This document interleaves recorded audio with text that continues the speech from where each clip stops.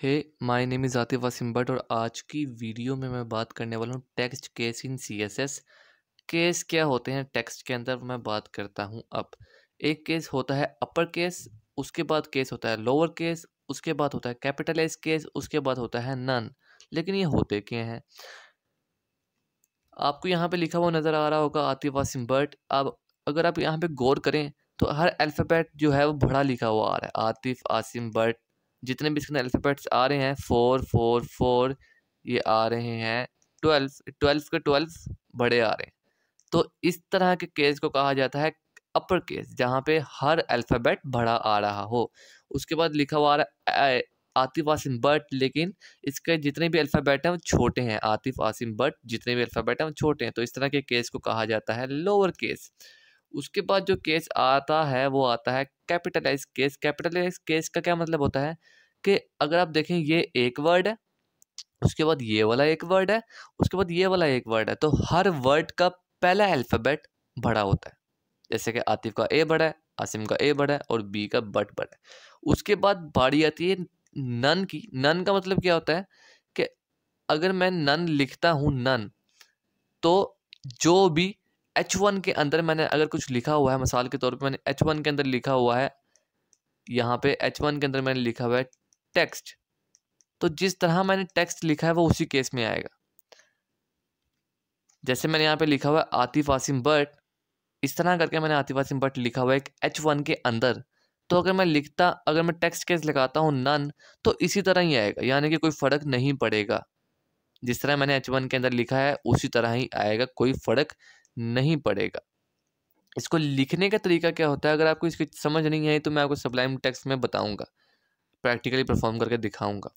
Selector लिखना है, of course जिस पे आपने अप्लाई करना है, H1 या क्लासेस या आईडीए सेलेक्टर यूज़ करके। जिन्होंने मेरी वो वाली वीडियो नहीं देखी सेलेक्टर क्या होता है, मैं रिकमेंड करूँगा जाके मेरी वीडियो देखें प्लेलिस्ट CSS 3 में।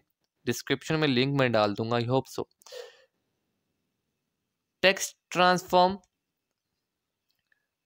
तो टेक्स्ट ट्रांसफॉर्म आपको प्रॉपर्टी लिखना पड़ती है। ये प्रॉपर्टी का नाम है टेक्स्ट ट्रांसफॉर्म, और फिर आगे आपको वैल्यू लिखनी पड़ती है। वैल्यू कौन-कौन सी है? अपर केस है, लोअर केस है, कैपिटलाइज़ और नन। एक चीज़ का ख्याल रखिएगा, इन सारों को छोटा लिखना है, इन सारों को छोटा लिखना है, यानी कि इन सारों को लोअर केस में लिखना है। ओके? सो अब मैं आपको इसका प्रैक्टिकली परफ़ॉर्म करके दिखाता हूँ। सो अगर आप यहाँ पे गौर करें तो मैंने यहाँ पे लिखा हुआ है H1 के अंदर वेबसाइट्स की दुनिया। तो अगर मैं इसको सेव करता हूँ, रिफ्रेश करता हूँ, तो देखें इसी केस में आ रहा है जिस केस में मैंने लिखा हुआ वेबसाइट्स की दुनिया। और अगर मैं यहाँ पे जाके दुनिया का डी बड़ा मैं कर देता हूँ और यहाँ पे जाके रिफ्रेश करता हूँ, तो इस डी का दुनिया का डी बड़ा आ रहा है। यानी कि जो मैं यहाँ लिख रहा हूँ वो एज इट इज़ यहाँ आ रहा है, जिस केस से मैं यहाँ लिख रहा हूँ वही केस यहाँ आ रहा है। तो अगर आप यहाँ पे जाते हैं और यहाँ पे आप लिखते हैं,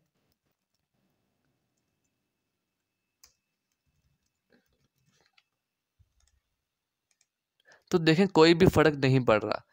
तो टेक्स्ट ट्रांसफॉर्म नन अगर हम ना भी लिखें तो फिर भी चलेगा, क्योंकि टेक्स्ट ट्रांसफॉर्म नन डिफ़ॉल्ट होता है। आप बस इतना समझ लें कि डिफ़ॉल्ट होता है एक टेक्स्ट ट्रांसफॉर्म नन, यानी कि अगर हम नहीं भी लिखेंगे तो चलेगा, वो पहले से ही हुआ है, पहले से ही हुआ है। ओके, पहले से ही अप्लाई हुआ हुआ है, अगर हम नहीं भी लिखेंगे तो चलेगा। ओके, उसके बाद मैं आपको बात करता हूँ अपर केस की। मैंने यहाँ पे अपर केस लगाया, H1 सिलेक्टर लिया, अपर केस लगाया, मैं इस पे अपर केस लगाया, मैं यहाँ पे जाके रिफ्रेश करता हूँ तो देखें हर अल्फ़ाबेट बड़ा हो गया। अब मैं बात करता हूँ लोअर केस की, तो लोअर केस करता हूँ तो हर अल्फ़ाबेट छोटा हो गया, इनफैक्ट डी भी छोटा हो गया जो कि मैंने यहाँ पे बड़ा लिखा हुआ था। ओके, अब मैं यहाँ पे बात करता हूँ कैपिटलाइज की। तो कैपिटलाइज मैंने सेव किया, कैपिटलाइज करके अब ये एक वर्ड है, फिर ये है, फिर ये है। तो मैं अगर इसे रिफ्रेश करूँगा, आई थिंक मैंने सेव नहीं किया, यस मैंने सेव नहीं किया, मैं सेव करके इसे रिफ्रेश करूँगा तो देखें वेबसाइट्स का डब्ल्यू, किए, वेबसाइट्स की का के और दुनिया का डी बड़ा हो गया। बस यही है text transform property in CSS। मेरे चैनल को सब्सक्राइब कर देना if you want to be a web developer. अगर आप वेब डेवलपर बनना चाहते हैं तो मेरे चैनल को सब्सक्राइब करके साथ वाले घंटी को दबा दें ताकि आपको अपडेट मिल सके कि मैंने वीडियो डाल दी है। Thanks for watching this video.